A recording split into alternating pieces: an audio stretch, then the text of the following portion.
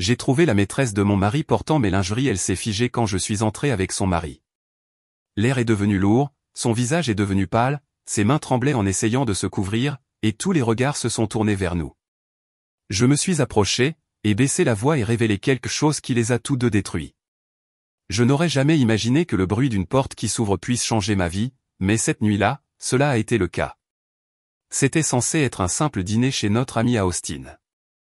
Rien de luxueux, juste un week-end entre amis. Le genre de choses que nous avions faites des dizaines de fois au fil des ans.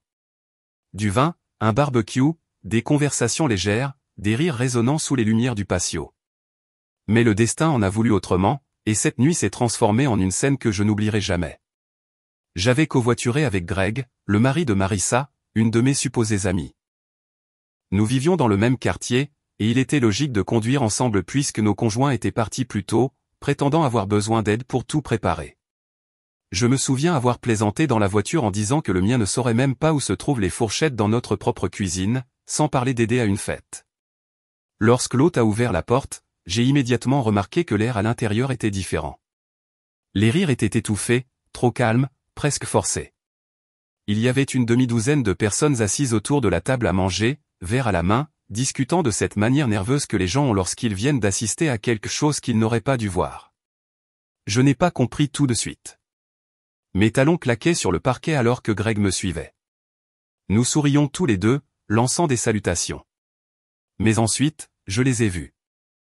Mon mari, Tyler, et Marissa, n'ont pas assis à table, n'ont pas aidant dans la cuisine. Non, ils étaient collés au mur du couloir juste après le salon, enfermés dans un baiser si profond, si avide que pendant une fraction de seconde, mon cerveau a refusé de traiter ce que mes yeux voyaient. Ses mains étaient sous son pull, les siens griffaient sa chemise comme dans une scène de film bon marché. Et puis, j'ai tout compris, le soutien-gorge en dentelle qui dépassait de son chemisier.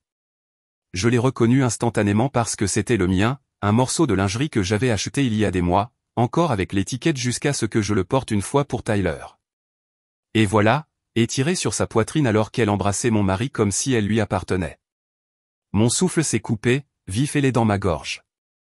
La pièce est devenue silencieuse, à l'exception du grincement des chaussures de Greg qui s'est arrêté net derrière moi. Pendant un moment, personne n'a bougé. Ni Tyler, ni Marissa, ni les gens à table qui avaient clairement déjà été témoins de ce cirque avant notre arrivée. La voix de Greg a brisé le silence. Elle n'était pas calme. C'était un rugissement. Marissa, qu'est-ce que c'est que ce bordel? Ils se sont séparés, maladroits et coupables, les yeux écarquillés, comme des enfants pris en train de voler dans un magasin de bonbons. Tyler a bégayé quelque chose. Sam, attends. Ce n'est pas ce que tu crois. La phrase la plus pathétique et prévisible du livre. Je n'ai pas attendu. Je me suis approché de lui, si près que je pouvais sentir le vin sur son haleine, et ma paume a rencontré son visage avant même que je réalise que j'avais bougé. La gifle a retenti dans la pièce, aussi vive que du verre brisé. Sa tête a basculé sur le côté, et quand il m'a regardé, il n'y avait aucune trace de honte, juste de la colère d'avoir été pris. Marissa a essayé de resserrer son pull sur ma lingerie, mais il était trop tard. Je l'ai pointé du doigt, la voix tremblante, mais assez forte pour que tout le monde dans la pièce l'entende. Tu penses pouvoir ramper dans mon lit, porter mes vêtements et prendre ce qui est à moi. Toi, dégoûtante, pathétique. Mes mots se sont bloqués dans ma gorge, la rage m'étouffant. Greg a avancé, le visage rouge, les poings serrés. C'est ce que tu fais quand tu dis que tu travailles tard. Tu baises ma femme dans les maisons de nos amis. Il avait l'air prêt à se jeter sur Tyler, et pendant une fraction de seconde, j'ai presque voulu qu'il le fasse. L'hôte a essayé d'intervenir, les mains levées comme s'il pouvait calmer une tempête. Essayons juste de, mais personne n'écoutait. Le dîner était terminé avant même d'avoir commencé. Tyler s'est approché de moi, peut-être pour attraper mon bras, peut-être pour supplier. J'ai reculé, les yeux fixés sur les siens. Ne me touche pas. N'ose pas me toucher. La pièce était toujours figée. Les témoins, partagés entre pitié et horreur. Je sentais leurs yeux sur moi, sur la lingerie, sur l'épave de ceux qui venaient d'exploser devant eux. Et à ce moment-là, j'ai réalisé quelque chose avec une clarté absolue. L'humiliation n'était pas à moi de porter. C'était la sienne, la leur. J'ai redressé ma colonne vertébrale, chaque once de douleur se transformant en acier. Tu voulais m'humilier? Ma voix était glaciale. Félicitations. Tu l'as fait. Mais écoute-moi bien, Tyler. Ce n'est pas la fin. C'est le début. Je me suis tourné vers Marissa, qui serrait maintenant le bras de Greg, le visage pâle comme la cendre. Et toi, j'ai craché. Tu regretteras d'avoir jamais pensé pouvoir entrer dans ma vie. Profite des miettes tant que tu peux. Je n'ai pas attendu leur réponse. Je n'en avais pas besoin. Le silence disait tout. J'ai attrapé mon sac sur le comptoir, mes mains étonnamment stables, et je suis sorti dans l'air du Texas. Greg m'a suivi à quelques pas avant de s'arrêter, marmonnant des jurons, probablement prêt à détruire son propre mariage à sa manière. Mais je n'ai pas regardé en arrière. Je ne pouvais pas. Mes talons ont claqué sur l'allée comme un battement de tambour. Chaque pas plus lourd que le précédent, mais aussi plus ferme. Je ne quittais pas seulement un dîner. Je laissais derrière moi la version de moi-même qui tolérait les mensonges, qui ignorait les soirées tardives et les excuses creuses, qui croyait au masque que Tyler portait. Au moment où j'ai atteint ma voiture, mes larmes s'étaient séchées avant même d'avoir eu le temps de couler.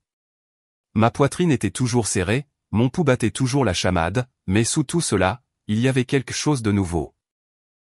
Un vœu, silencieux mais inébranlable, résonnant dans mes os. Il pensait que c'était la nuit où il m'humilierait. Mais je savais mieux. C'était la nuit où j'ai commencé à tout réduire en cendres.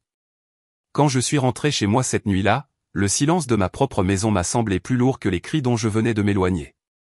Je me suis assise dans le salon sombre. Les murs autour de moi résonnaient des souvenirs des années passées, et j'ai réalisé à quel point j'avais investi de moi-même dans un mariage qui s'effondrait bien avant que je ne le voie. Tyler et moi étions mariés depuis 15 ans. Nous nous étions rencontrés au milieu de la vingtaine, à une époque où je croyais encore que le travail acharné et la loyauté suffisaient à retenir l'attention d'un homme. Il était charmant alors, avide de succès dans le monde florissant de la technologie d'Austin, tandis que j'étais stable, celle qui tenait tout ensemble. Quand ma mère est décédée, l'héritage que j'ai reçu est devenu la mise de fonds pour notre première maison. Je me suis dit que c'était un investissement dans notre avenir. Mais maintenant, je vois que c'était vraiment la première brique d'un château qu'il pensait posséder. Je lui ai donné l'espace pour poursuivre ses rêves. J'ai réduit mes propres plans de carrière, choisissant des horaires flexibles pour pouvoir élever notre fille Émilie sans dépendre de la garderie. J'ai cuisiné. J'ai géré mon budget. J'ai transformé l'argent de ma mère en quelque chose qui nous donnait de la sécurité. Je me suis dit que ces sacrifices étaient temporaires, qu'une fois sa carrière lancée, nous construirions quelque chose ensemble. Mais ensemble est lentement devenu unilatéral. Ses succès étaient toujours les siens. Ses promotions, sa nouvelle voiture, les vacances, tout présenté comme des trophées qu'il avait gagnés seul pendant que je me tenais tranquillement en retrait. Les signaux d'alarme étaient toujours là. Les réunions tardives qui s'étiraient après minuit. Les voyages soudains à Dallas qui ne collaient jamais. La façon dont il a commencé à garder son téléphone comme s'il contenait des codes nucléaires. Quand je demandais, il me balayait d'un rire, m'embrassait le front et me traitait de paranoïaque. Et je l'ai laissé faire. J'ai laissé ma loyauté m'aveugler parce qu'admettre la vérité signifiait admettre que la dernière décennie de ma vie avait été construite sur des mensonges. Émilie a été celle qui a finalement arraché le dernier de mon déni. Elle a maintenant 15 ans, perspicace, plus observatrice que je ne lui ai jamais accordé de crédit. Quelques semaines avant la fête, elle est venue me voir tranquillement, la voix tremblante. « Maman, je crois que papa voit quelqu'un. » Je me souviens comment mon estomac s'est effondré, comment j'ai voulu la faire taire, la protéger de la laideur que je n'étais pas prête à affronter. Je lui ai demandé ce qui lui faisait penser cela, et elle m'a dit qu'elle l'avait vu une fois en ville, main dans la main avec une femme qui n'était pas moi. Elle n'avait rien dit plus tôt parce qu'elle pensait s'être trompée. Mais le regard dans ses yeux me disait qu'elle ne s'était pas trompée. Je lui ai dit qu'elle devait avoir mal compris, que c'était peut-être une collègue, peut-être qu'il était juste amical. Le mensonge m'a échappé avant que je puisse m'arrêter, car je n'étais pas prête à voir ce qui était juste devant moi. Mais le silence d'Émilie ensuite était plus fort que tout ce qu'elle aurait pu dire. Elle savait. Et maintenant, après être entré dans cette fête avec Greg et avoir vu Tyler tripoter Marissa comme si elle était un prix qu'il avait gagné, je savais aussi. La confirmation n'était pas des rumeurs murmurées ou des reçus suspects ou la voix inquiète de ma fille. C'était brut et indéniable, enveloppé dans de la dentelle que j'avais achetée moi-même. Cette nuit-là, dans le noir, je l'ai finalement admis. J'avais sacrifié des années de ma vie pour un homme qui ne me considérait que comme un filet de sécurité. Et le poids de ces sacrifices, mon héritage, mon temps, ma carrière, même l'innocence de ma fille s'était juste déplacée. Ce n'était plus des pertes. C'était du carburant. Parce que si Tyler pensait que je partirais tranquillement, il ne me connaissait pas du tout. Le matin après la fête, je me suis réveillé avec les yeux gonflés et un mal de tête lancinant. Mais je n'étais pas brisé. Quelque chose en moi avait changé. Les larmes qui ont taché mon oreiller n'étaient pas de la faiblesse. C'étaient les dernières gouttes d'une femme qui avait été trompée trop longtemps. Je n'allais pas demander d'explications ni attendre d'excuses. J'allais reprendre le contrôle. La première chose que j'ai faite a été de me connecter à nos comptes conjoints. Des années de gestion du budget du ménage faisaient de moi celle qui savait vraiment où allait l'argent. Tyler était peut-être celui qui gagnait les gros chèques, mais c'était moi qui les étirais, les allouais, m'assurais qu'Emily avait ce dont elle avait besoin. Et maintenant, c'était moi qui cliquais sur le bouton de transfert, déplaçant tout ce que je pouvais légalement dans un compte qu'il ne pouvait pas toucher. Regarder ces chiffres changer à l'écran donnait l'impression que l'oxygène remplissait mes poumons. Pour une fois, c'était lui qui était laissé en pleine panique. Vint ensuite l'avocat. Je n'ai pas attendu. Je n'ai pas trop réfléchi. Vers midi, j'étais assise dans un bureau calme au centre-ville en face d'une femme nommée Gillian qui avait ce genre de présence calme et tranchante comme un rasoir qui m'a immédiatement mise en confiance. Je lui ai tout raconté, l'affaire, l'argent, l'héritage qui avait tout déclenché. Elle n'a pas bronché. Au lieu de cela, elle a hoché la tête, a pris des notes et m'a dit que j'avais fait la bonne chose en déplaçant les fonds. Elle a esquissé mes options. Tout, de la garde temporaire à la saisie des biens jusqu'à la procédure de divorce. Pour la première fois depuis des mois, peut-être des années, j'ai senti que je n'étais pas seul. Après cela, je suis rentré chez moi et j'ai commencé à faire mes valises. Pas tout, juste ce dont Emily et moi avions besoin si nous devions partir vite. Des vêtements, des documents importants, la boîte de photos que ma mère m'a laissée. En pliant des chemises et en fermant des sacs, mes mains tremblaient. Pas de peur, mais d'adrénaline. Je n'arrêtais pas de penser au regard sur le visage de Tyler quand ma gifle a retenti sur sa joue. Ni la culpabilité, ni la honte, juste l'indignation d'avoir perdu le contrôle. Il n'avait aucune idée à quel point il allait perdre davantage. En fin d'après-midi, la première onde de choc a frappé. Mon téléphone s'est allumé avec son nom. Je l'ai laissé aller en messagerie vocale. Quelques minutes plus tard, un message est apparu. Sam, nous devons parler. Ne fais rien de précipité. Tu réagis de manière excessive. Réagir de manière excessive? Ce mot m'a brûlé comme si le fait de le surprendre à caresser une autre femme devant la moitié de notre cercle social était quelque chose de petit, quelque chose à surmonter. J'ai supprimé le message sans répondre. 1 heure plus tard, il est apparu à la maison. Sa clé fonctionnait toujours, mais j'étais prête. Emily était chez des amis, donc c'était juste nous deux. Il est entré, la voix déjà élevée. Qu'est-ce que tu as fait avec les comptes? Je me tenais dans l'embrasure de la cuisine, les bras croisés. Ce que j'avais à faire. Tu n'as pas le droit de coucher avec mon amie, de la promener dans mes vêtements, et de t'attendre encore à ce que je finance ta vie. Son visage est devenu rouge. C'est insensé. Tu détruis tout ce que nous avons construit. J'ai ri, un son vif et amer que je ne reconnaissais même pas comme étant le mien. Non, Tyler, c'est toi qui as détruit. Je ne fais que nettoyer le désordre. Il a essayé de s'adoucir, changeant de tactique comme il le faisait toujours quand la colère ne fonctionnait pas. Sam, allons. C'était une erreur. Une stupide erreur. Ne fais pas ça à nous. À Emily. Entendre son nom sur ses lèvres m'a fait bouillir le sang. N'ose pas l'utiliser comme bouclier. Elle t'a vu, Tyler. Elle sait. Et elle mérite mieux que ce cirque que tu as créé. Pendant une seconde, le masque a glissé. La panique a traversé son visage. Il n'avait pas réalisé qu'Emily savait. Cela m'a donné plus de pouvoir qu'une gifle n'aurait jamais pu. Je ne lui ai pas laissé le temps de récupérer. J'ai déjà parlé à un avocat. Ça va arriver. Tu peux te battre contre moi, mais tu ne gagneras pas. Pas cette fois. Son poing s'est serré, sa mâchoire tendue, mais il n'a pas bougé. Il me connaissait assez bien pour reconnaître que je ne bluffais pas. Il a marmonné quelque chose, a pris ses clés et est sorti en trombe. La porte s'est fermée si fort que les cadres photos ont vibré sur le mur. Je suis resté là dans le silence d'après, ma poitrine montant et descendant, mon cœur battant avec quelque chose qui n'était plus de la peur. C'était de la résolution. Tyler m'avait toujours vu comme l'option sûre. La femme qui tiendrait tranquillement la maison pendant qu'il jouait ses jeux. Mais maintenant, il allait apprendre qui j'étais vraiment. Parce que ce n'était pas moi qui réagissais. C'était moi qui planifiais. Et je ne faisais que commencer. Les retombées sont arrivées plus vite que je ne l'avais prévu. Le matin après que Tyler soit sorti en trombe de la maison, je me suis réveillé avec une rafale de messages sur mon téléphone. Des amis, des connaissances, même des gens à qui je parlais peu de notre cercle social élargi avaient quelque chose à dire. La nouvelle de la fête s'est répandue comme une traînée de poudre, et maintenant, tout le monde savait. Austin n'est pas une petite ville, mais dans certains cercles, les potins voyagent plus vite que les nouvelles. Les messages allaient du choc à la sympathie. Sam, je suis tellement désolé. Je n'arrive pas à croire qu'il ait fait ça. Si tu as besoin de quoi que ce soit, appelle-moi. Tu ne mérites pas ça. Et d'une amie qui n'avait jamais aimé Tyler. Il était temps que tu découvres ce qu'il est vraiment. Chaque message piquait, mais il me rendait aussi plus dur.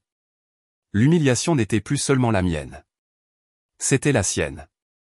Il avait étalé son affaire dans un espace où les gens ne pouvaient pas l'ignorer, et maintenant, c'était hors de son contrôle.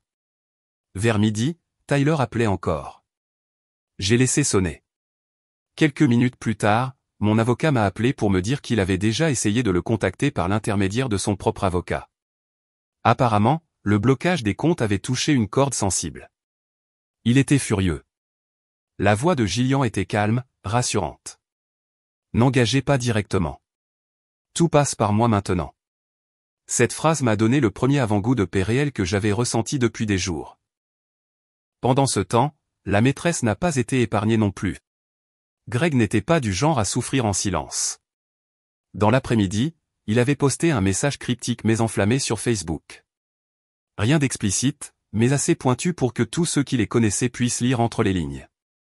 Quelque chose sur la trahison qui coupe le plus profondément quand elle vient de chez soi. Sur les masques qui glissent. Les commentaires ont afflué et l'image parfaite de Marissa a commencé à se fissurer. Je n'ai pas répondu publiquement. Je n'avais pas à le faire. Le silence jouait en ma faveur. Tout le monde faisait le travail de conversation à ma place. Le coude financier a frappé Tyler aussi. Il s'était habitué à avoir de l'argent à portée de main. Des dîners, des boissons, des chambres d'hôtel dont il pensait que je ne savais rien. Maintenant, chaque carte qu'il sortait était refusée. Il m'a envoyé un autre message ce soir-là. Tu as fait passer ton message. Rétablis les comptes. Nous parlerons. Je n'ai pas répondu. Ce n'était pas un message. C'était un tir d'avertissement. Les fissures se sont élargies dans nos familles aussi. Ma sœur a appelé, la voix tendue de colère. Sam, je ne sais pas comment tu as gardé le silence si longtemps, mais tu as fait la bonne chose. Ne le laisse pas retourner la situation. Tout le monde doit savoir la vérité. Elle m'a promis qu'elle me soutiendrait, quoi qu'il arrive ensuite. Du côté de Tyler, le silence était révélateur. Son frère, habituellement prompt à le défendre dans chaque dispute, est resté silencieux. Je savais pourquoi. Il travaillait dans la même entreprise, et la réputation de Tyler comptait pour les affaires. Maintenant, cette réputation était en ruine, et le soutenir signifierait aussi traîner son propre nom dans la boue. La loyauté ne s'étend que jusqu'au profit. Emily est rentrée de chez son amie avec des questions. Maman, papa va revenir? J'ai marqué une pause parce que chaque partie de moi voulait la protéger, amortir le coup. Mais mentir maintenant serait pire que la vérité. Non, ma chérie. Pas comme avant. Les choses changent. Ses yeux se sont remplis de larmes, mais elle n'a pas pleuré. Elle a juste hoché la tête. Et dans ce silence, j'ai réalisé qu'elle était plus forte que je ne l'avais imaginé. Peut-être plus forte que moi. La première vraie tentative de Tyler est venue ce week-end-là. Il s'est présenté sans prévenir, frappant à la porte. Je l'ai ouverte juste assez pour le regarder dans les yeux. Il avait l'air différent, fatigué, mal rasé, désespéré. L'arrogance suffisante avait commencé à s'éroder. « Sam, s'il te plaît, a-t-il dit, la voix basse. Nous pouvons réparer ça. Parlons sans avocat, sans tout ce drame. J'ai fait une erreur. Ne jette pas tout par-dessus bord. Je n'ai pas cligné des yeux. C'est toi qui l'as jeté. Je fais juste en sorte que les poubelles aillent là où elles doivent aller. » Sa mâchoire s'est serrée, le regard suppliant s'estompant à nouveau dans la rage. « Tu me détruis. »« Non, » ai-je dit, la voix ferme. « Tu te détruis. Je laisse juste tout le monde le voir. » J'ai fermé la porte avant qu'il ne puisse répondre. Mes mains ont tremblé ensuite, mais pas de peur, de pouvoir. Pour une fois, ce n'était pas moi qui mendiais des miettes de son attention. C'était lui, dehors, exclu, laissé à ruminer ses propres conséquences. À l'intérieur, je me suis assise avec Émilie sur le canapé et j'ai allumé un film. Elle a posé sa tête sur mon épaule, et pour la première fois depuis des années, je me suis sentie plus légère. La première bataille était gagnée, mais la guerre n'avait fait que commencer. La première humiliation à la fête était brutale, mais Tyler pensait toujours pouvoir la retourner. Il m'a sous-estimé, et il a sous-estimé les gens qui regardaient. Au moment de la deuxième confrontation publique, il y est tombé directement, et j'ai fait en sorte qu'il ne ressorte pas de la même manière. Cela s'est passé dans un restaurant au centre-ville, un endroit que nous fréquentions en famille, maintenant le théâtre de son effondrement. Émilie et moi étions allés déjeuner là-bas avec ma sœur. Je n'avais pas prévu de le voir, mais le destin, ou peut-être le karma, nous a mis dans la même pièce. Tyler était déjà assis à une table d'angle avec 2 collègues, des hommes sur lesquels il comptait pour maintenir son entreprise à flot. Il avait l'air soigné, bien rasé, affichant ce sourire confiant que j'avais appris à voir à travers. Au début, j'ai pensé à l'ignorer. Mais ensuite, j'ai vu le nom de Marissa s'allumer sur l'écran de son téléphone, clignotant sur la table où n'importe qui pouvait le voir. Ses collègues l'ont regardé, ont échangé des regards, et j'ai réalisé qu'il n'avait pas arrêté. Il n'avait pas ralenti. Il continuait à traîner mon nom dans la boue tout en essayant de maintenir son empire. Alors, quand je me suis levé pour partir, je ne me suis pas dirigé vers la porte. Je suis allé directement à sa table. Mes talons claquaient sur le carrelage et j'ai senti tous les regards de la pièce se tourner comme si l'univers lui-même retenait son souffle. « Tyler » ai-je dit, assez fort pour que ses collègues et la moitié du restaurant l'entendent. Il a levé les yeux, surpris, puis a essayé de récupérer avec un sourire forcé. « Sam, salut. »« On peut pas », je l'ai interrompu. « Dis-leur. Dis à tes collègues qui est Marissa. »« Où dois-je le faire ?» Son visage a perdu toute couleur. L'un des hommes a froncé les sourcils, se penchant en arrière sur sa chaise. « Qu'est-ce que c'est ?» Je me suis penché sur la table, assez près pour voir le masque de Tyler glisser. « C'est à propos de ta façade d'homme de famille. De la façon dont tu te présentes comme un mari et un père tout en baisant mon ami. De la façon dont tu m'as humilié devant tout le monde et que tu continues de le faire. » Un halètement a parcouru une table voisine. Je m'en fichais. Tyler a essayé d'attraper mon bras, mais j'ai reculé. « N'ose pas me toucher. Tu as déjà touché bien trop de choses qui ne t'appartiennent pas. » Ses collègues avaient l'air mal à l'aise, leurs yeux passant de nous deux. L'un d'eux s'est raclé la gorge. « Tyler, est-ce vrai ?» Et c'est là que j'ai lâché la phrase qui s'est répandue comme une traînée de poudre. « Bien sûr que c'est vrai. Demande-lui pourquoi sa maîtresse portait ma lingerie la nuit où je les ai surpris. Demande-lui ce que ça fait de perdre sa famille, son argent, et bientôt son entreprise. Tout ça pour un frisson bon marché. » La pièce est devenue silencieuse, à l'exception du bruit des fourchettes qui tombaient sur les assiettes. Les gens regardaient ouvertement maintenant, certains chuchotant, d'autres enregistrant sur leur téléphone. Le visage de Tyler était cramoisi. Il a essayé de bluffer, de rire. Elle exagère. Elle. Mais sa voix s'est brisée, et aucune quantité de paroles lisses ne pouvait masquer la panique dans ses yeux. Ses collègues se sont levés brusquement, marmonnant quelque chose à propos d'avoir besoin d'air, le laissant seul à table. Je me suis redressé, j'ai ajusté mon sac sur mon épaule, et je l'ai regardé droit dans les yeux. « Tu pensais pouvoir m'enterrer, Tyler. Mais je ne suis pas celle qui suffoque. » Puis je me suis retourné et je suis retourné vers Émilie et ma sœur, qui avaient regardé depuis l'autre bout de la pièce. Les yeux d'Émilie étaient écarquillés, Mais il y avait aussi de la fierté. Elle n'était pas gênée par moi. Elle était fière que je me sois tenu debout, forte et inébranlable, d'une manière qu'elle n'avait jamais vue auparavant. En quittant le restaurant, j'ai pu entendre des chuchotements se répandre de table en table. La phrase des faits était déjà sortie de ma bouche et dans le sang de la ville. Les gens la raconteraient, la partageraient, riraient à ses dépens. Il n'était plus le mari et père accompli. Il était l'homme dont la femme l'avait attrapé, dont la chute était narrée par des étrangers pendant le déjeuner. Au moment où nous sommes sortis au soleil, mon téléphone vibrait. Message, appel manqué, notification. Quelqu'un avait déjà posté ce qui s'était passé. Je n'avais pas besoin de regarder pour savoir que l'histoire se propageait. Tyler avait voulu garder le contrôle, garder son masque intact, façonner son récit. Mais maintenant, il n'y avait plus de récit qu'il pouvait contrôler. Il était une blague, et je n'avais pas encore fini. Je pensais que Tyler se retirerait après le restaurant. N'importe qui d'autre l'aurait fait, mais j'aurais dû mieux savoir. Tyler n'a jamais été du genre à admettre la défaite. Pas dans sa carrière, pas dans les disputes, et certainement pas dans l'effondrement de son image. Alors, au lieu de rester silencieux et de laisser passer l'orage, il a essayé de riposter. 2 jours plus tard, une amie m'a envoyé un lien vers un site d'information local. « Tu dois voir ça », a-t-elle écrit. J'ai cliqué et il était là, une interview de Tyler. Il avait pris la parole, souriant poliment à la caméra, parlant de la façon dont les rumeurs et les exagérations avaient fait exploser sa vie privée. « Elle est en colère, et je comprends », a-t-il dit, la voix calme, chaque mot répété. Mais Samantha a toujours été dramatique. Quiconque la connaît sait qu'elle a tendance à réagir de manière excessive.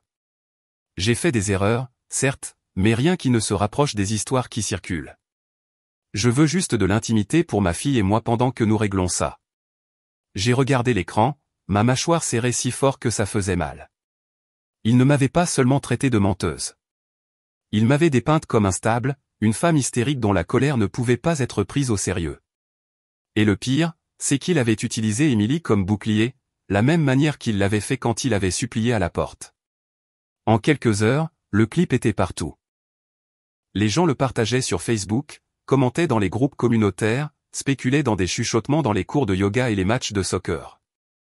Certains me défendaient, d'autres lui donnaient le bénéfice du doute. Tyler était doué pour la performance. Il avait passé toute sa vie à prétendre être quelqu'un qu'il n'était pas.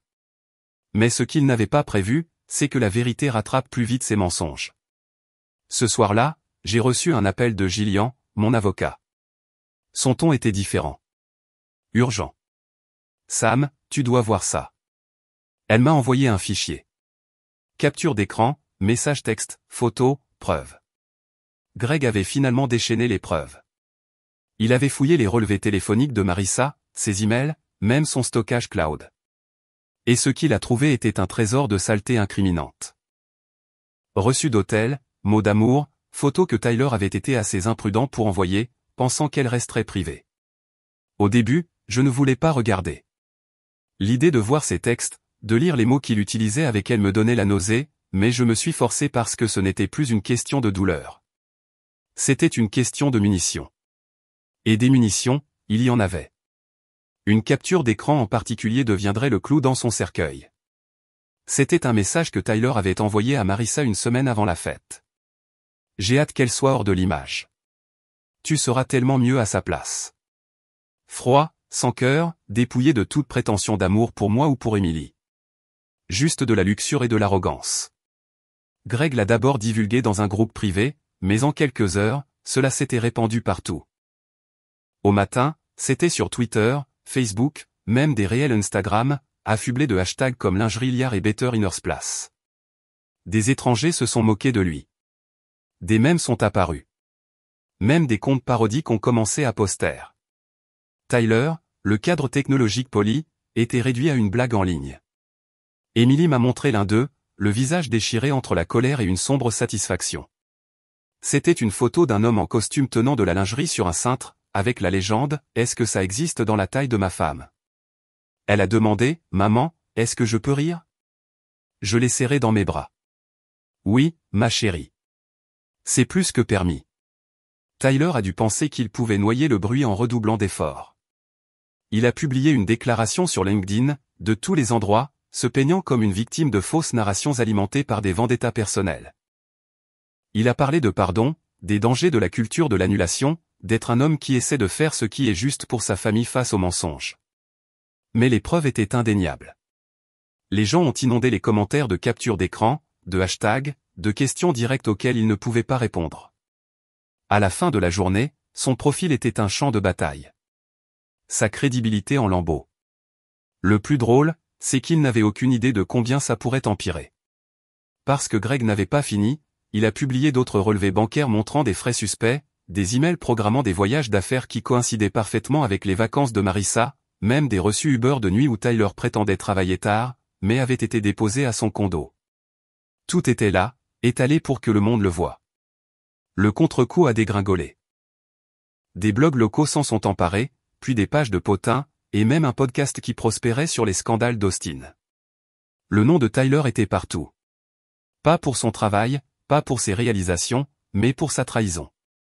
Les hashtags sont devenus un chant qui le suivait dans tous les espaces qu'il fréquentait.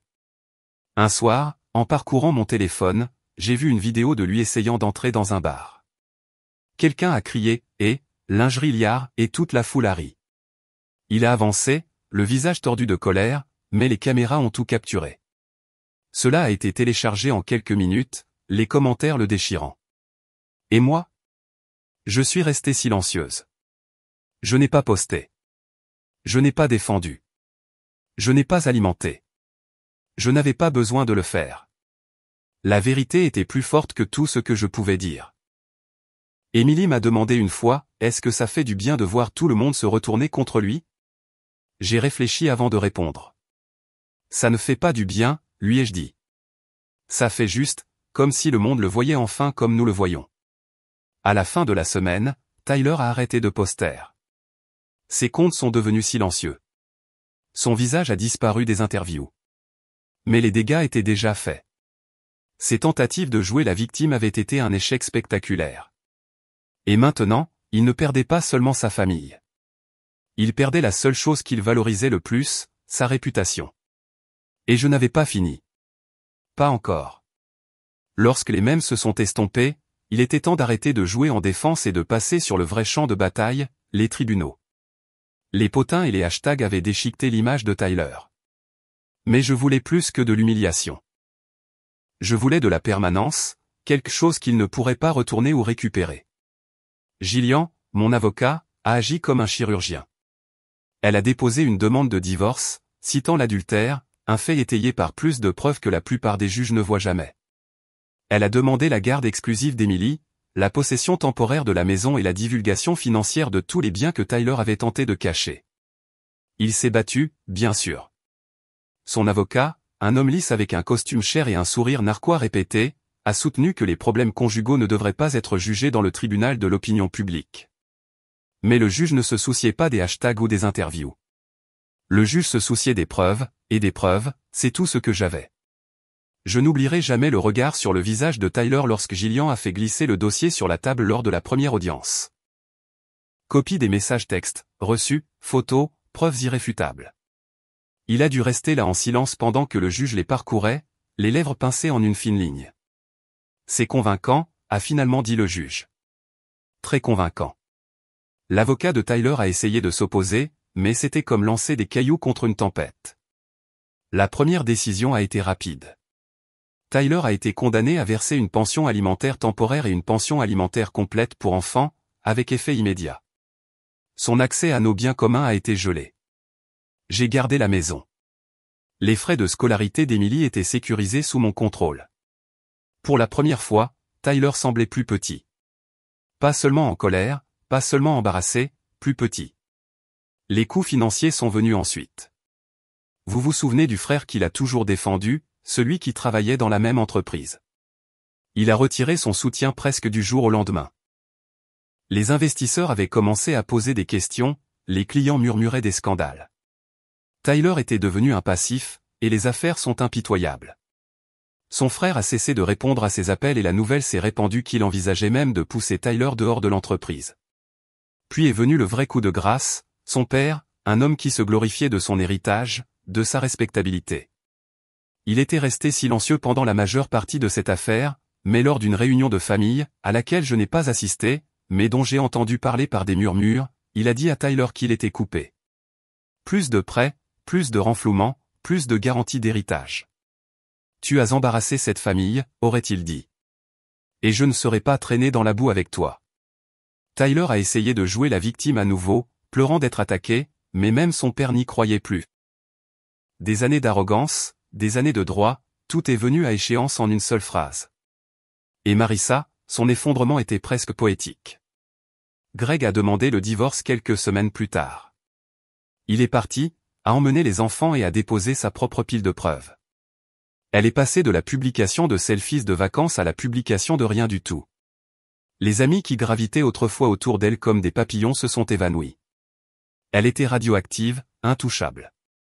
Au moment où ses propres parents se sont impliqués, suppliant Greg de lui pardonner, il était trop tard. Il n'était pas intéressé. Ni personne d'autre. À la maison, Emily et moi avons créé un nouveau rythme. Les matins étaient plus calmes sans Tyler claquant les portes, les soirs plus paisibles sans que j'attende sa voiture bien après le dîner. Elle s'est épanouie dans le calme, comme si l'absence de tension lui donnait de l'espace pour respirer. Mais Tyler n'a pas lâché facilement.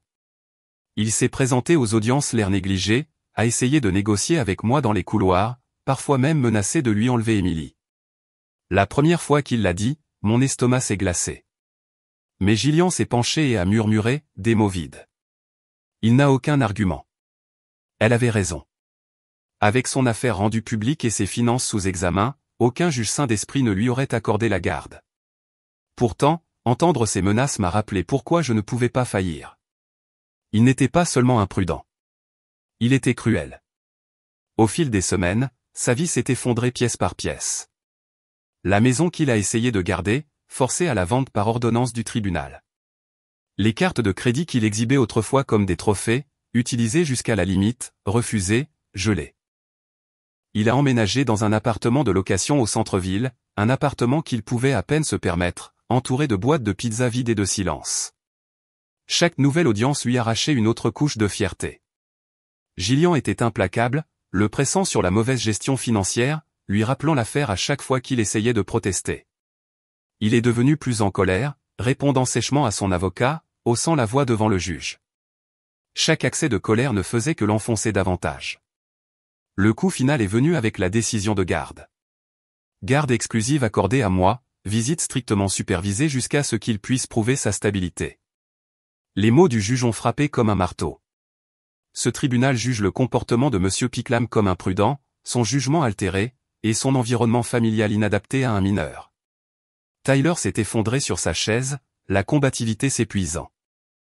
Il m'a regardé, les yeux vides, comme s'il n'arrivait pas à croire que j'avais gagné. Mais ce n'était pas seulement moi. C'était la vérité. Indéniable et brutale. Enfin accordé le poids qu'elle méritait. Après le tribunal ce jour-là, Emily m'a serré plus fort qu'elle ne l'avait jamais fait auparavant. « Maman » a-t-elle murmuré. « Nous sommes vraiment libres maintenant, n'est-ce pas ?» J'ai embrassé le sommet de sa tête. « Oui, ma chérie, nous le sommes. » Et bien que les batailles juridiques aient traîné un peu plus longtemps, la division des biens, les papiers, les signatures sans fin, le résultat était scellé. Tyler a été démantelé pièce par pièce, dollar par dollar, allié par allié. Au moment où la poussière est retombée, il n'était plus l'homme qui se pavanait en costume, affichant sourire et charme. Il était fauché, abandonné, irrelevant, et je me tenais plus forte que jamais avec Emily à mes côtés. J'avais pris tout ce qu'il pensait ne jamais perdre. Et je n'avais pas encore fini. Je ne m'attendais pas à le revoir après l'audience finale. Je pensais que Tyler disparaîtrait dans l'arrière-plan, trop humilié pour risquer une autre scène. Mais les hommes comme lui ne disparaissent pas tranquillement. Ils rampent, traînant leur fierté derrière eux, espérant gratter une dernière chance. C'est arrivé un dimanche après-midi gris. Emily était chez une amie et j'étais allé dans un café au centre-ville pour rattraper mon travail.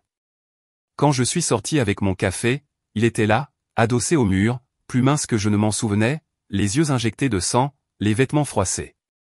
Pendant un moment, je l'ai presque pas reconnu. Il ressemblait moins à l'homme que j'avais épousé et plus à un étranger qui avait brûlé jusqu'à la dernière once de son charme. « Samantha » a-t-il dit, s'avançant. Sa voix s'est brisée, rien de tel que le ton poli qu'il utilisait pour commander les salles. S'il te plaît, écoute-moi. Je me suis figé, tous mes instincts me disant de partir, mais quelque chose en moi voulait l'entendre. Pas pour lui, mais pour moi. Je voulais voir ce qui restait de l'homme qui pensait pouvoir me briser. Il m'a suivi alors que je m'asseyais sur un banc à proximité, en gardant mes distances. Il a fourré ses mains dans ses poches, les épaules voûtées. J'ai tout perdu, a-t-il dit. La maison, l'argent, mon travail. Ma famille ne me parle même plus. Marissa est partie. Tout le monde est parti. Je n'ai plus rien. J'ai siroté mon café, imperturbable par sa confession. C'est ce qui arrive quand tu bâtis ta vie sur des mensonges, Tyler. Elle s'effondre. Il a tressailli, puis a essayé une autre approche. Mais nous avons eu de bonnes années, n'est-ce pas? Tu ne t'en souviens pas? Nous avons construit quelque chose ensemble. J'ai foiré. Oui. Mais tu ne peux pas simplement effacer tout ce que nous avions. Je l'ai regardé et pour la première fois, je n'ai ressenti ni colère ni chagrin. J'ai ressenti de la clarté. Tu as raison. Je ne peux pas l'effacer, mais je peux y mettre fin. Et je l'ai déjà fait. Sa mâchoire s'est serrée. Je t'en supplie, samedi donne-moi juste une autre chance. Laisse-moi réparer ça. Sa voix s'est brisée à nouveau, désespérée et brute. S'il te plaît. L'ironie n'a pas manqué. Pendant des années, je l'avais supplié. Je l'avais supplié de rentrer à la maison à l'heure. Je l'avais supplié d'être honnête. Je l'avais supplié de m'aimer comme il prétendait aimer tout le monde. Et maintenant, le voilà qui me supplie, dépouillé de tout ce qui le rendait autrefois intouchable. Tu n'as pas une autre chance, ai-je dit, la voix ferme. Tu as eu des années de chance et tu les as toutes jetées. Il a laissé tomber sa tête dans ses mains, les épaules secouées. Je ne sais pas quoi faire. Je ne sais pas comment vivre comme ça. Je me suis penché en avant, le ton tranchant. Alors, trouve-le, parce que je ne te sauverai pas. Pas maintenant. Jamais. Il a relevé la tête, les yeux humides, me regardant comme si j'étais le seul espoir de vie qui lui restait. Sam, s'il te plaît, dis quelque chose. Dis-moi ce que je peux faire. Je me suis levé, jetant la tasse de café vide à la poubelle. Mon cœur ne battait pas la chamade. Mes mains ne tremblaient pas. Je n'étais plus la femme brisée qui était entrée dans cette fête il y a des mois. J'étais celle qui était sortie, qui s'était reconstruite et qui avait récupéré tout ce qu'il avait essayé de prendre. Je l'ai regardé droit dans les yeux, et les mots sont venus sans hésitation. Tu es l'architecte de ta propre destruction. Son visage s'est effondré alors que la phrase restait suspendue dans l'air, finale et inébranlable. Je me suis retourné et je suis parti, mes talons claquant sur le trottoir, sans jamais regarder en arrière, car il n'y avait plus rien à voir. 6 mois plus tard, ma vie ne ressemblait en rien aux ruines que Tyler avait laissées derrière lui. Ce n'était pas parfait. La guérison ne l'est jamais, mais c'était la mienne.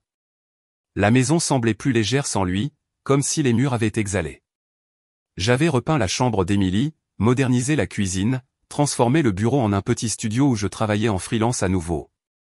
L'argent n'était pas serré.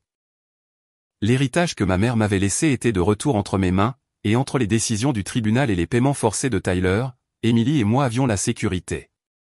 Pas la richesse, pas l'extravagance, la stabilité, le genre de paix que l'on ne peut pas acheter. Emily s'est épanouie d'une manière que je n'avais pas imaginée. Elle riait plus fort, étudiait plus dur, parlait plus ouvertement. Parfois, je la surprenais à me regarder avec une fierté tranquille qui me faisait pleurer. Un soir, elle a dit, « Tu es plus forte maintenant, maman. » Je le vois. Je l'ai serrée dans mes bras, sachant qu'elle était aussi plus forte. Forgée par la vérité au lieu de l'illusion. Et moi? J'ai redécouvert des morceaux de moi-même que je pensais avoir enterrés. J'ai recommencé à courir, je me suis inscrite à un atelier d'écriture, j'ai même voyagé avec Emily au Nouveau-Mexique pour un week-end juste parce que nous voulions voir le désert. Chaque pas loin de Tyler était un pas vers la femme que j'avais oublié pouvoir être. Quant à lui, la dernière chose que j'ai entendue ne venait pas directement de lui, mais par des murmures. Il avait perdu son poste dans l'entreprise. Son frère l'avait poussé dehors après la fuite des investisseurs. Il vivait dans un appartement exigu, passant d'un emploi de consultant étrange à un autre, luttant à peine pour flotter. Marissa était partie depuis longtemps, divorcée et oubliée. L'homme qui entrait autrefois dans les pièces la tête haute ne pouvait même plus montrer son visage sans que quelqu'un murmure lingerie liard à son oreille. Un après-midi, Émilie et moi sommes passés devant lui au centre-ville par hasard. Il était plus mince, mal rasé, portant un sac d'épicerie en plastique avec des chemises froissées à l'intérieur. Nos yeux se sont rencontrés brièvement, mais il n'y avait plus rien à dire. Il a détourné le regard le premier. C'est à ce moment-là que j'ai su que j'étais libre. Pas parce qu'il était ruiné, mais parce qu'il n'avait plus de pouvoir sur moi. Il était un chapitre clos, un conte d'avertissement murmuré entre étrangers. Et je n'étais plus un personnage de son histoire. Maintenant, quand je me regarde dans le miroir, je ne vois pas une épouse trahie. Je vois une femme qui a survécu, qui a combattu, qui a reconstruit. Je vois quelqu'un qui a traversé l'humiliation et le feu et en est sorti indemne. La trahison a brisé la vie que je pensais vouloir, mais la liberté a construit la vie que je méritais. Merci beaucoup d'avoir regardé. J'adorerais connaître vos pensées ou même vos propres expériences dans les commentaires ci-dessous. N'oubliez pas d'appuyer sur le bouton d'abonnement et de liker cette vidéo. Cela aide vraiment la chaîne à se développer et permet de vous proposer plus d'histoires.